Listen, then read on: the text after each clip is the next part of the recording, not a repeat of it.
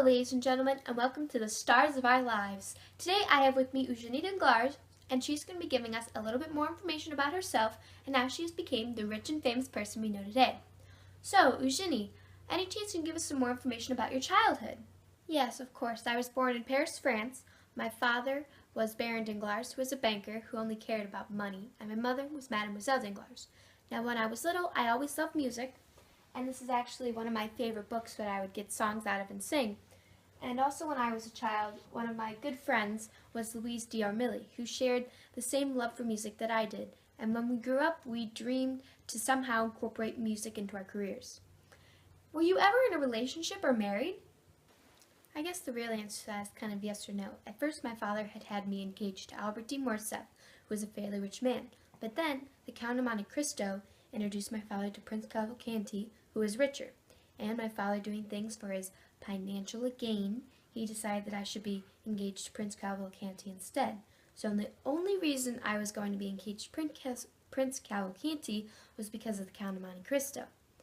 Later on, when I was wearing this exact wedding dress at my betrothal feast, the gendarmes came looking for Andrea, and they said that he was a murderer and convict.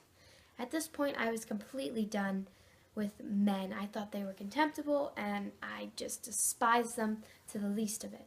So previously I had talked to my friend Louise d'Armilly about escaping that night. Previously, Louise had talked to the Count of Monte Cristo and had gotten a man's passport. After she had done this and gotten the passport from the Count, I kind of, looking back, was happy with the Count. I didn't really despise him because he had gotten this passport for us, so I was almost appreciative and thought he was, besides introducing my father to Prince Cavalcanti, a fairly good man. So we were going to escape that night, and with the man's passport, it was only right for me to then use my pocket knife to cut my hair and wear a hat similar to this one and put on men's attire and to set up on our escape to freedom. Now, freedom is kind of something that not everybody has at first, but it's definitely something worth fighting for, and me and Louise were definitely going to fight for it. What happened to you after you ran away? After we ran away, we kind of took this carriage to this one hotel, and we got a room there, and we were staying in just one bedroom, and there was one bed, and Andrea Cavalcanti, who was on the run at the time, actually came down our chimney into our room, and we were calling for help and everything, and there was a whole bunch of attention. And because we were in the same room, it was kind of an embarrassing scene because a crowd of people had come around because the gendarmes were looking for Andrea. So it was very shameful, but besides the point, we continued on our journey, both dressed as women this time. And our goal was to make it to Rome, Italy, and we finally managed to do that.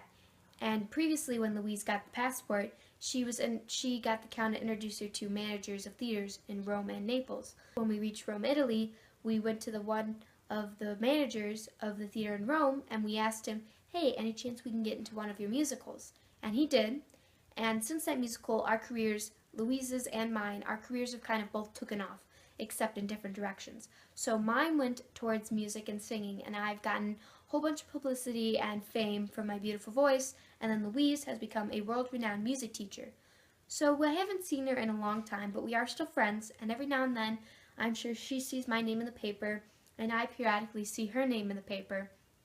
But overall, that's kind of how I've become this rich and famous person that I am today. So thank you for having me here.